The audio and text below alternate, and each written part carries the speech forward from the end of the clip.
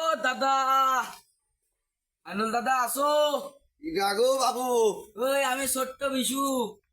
বাবু বিশু, তুমি খাও করে গো আমি দাদা।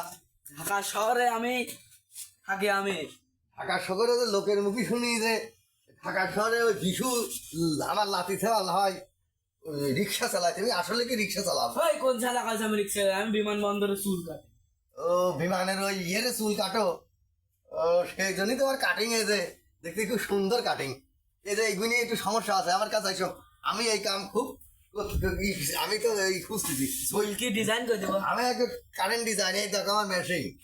চুলি ধরবো কি নাই দেখিছো? তুমি এখানে বসো, তুমি বসো।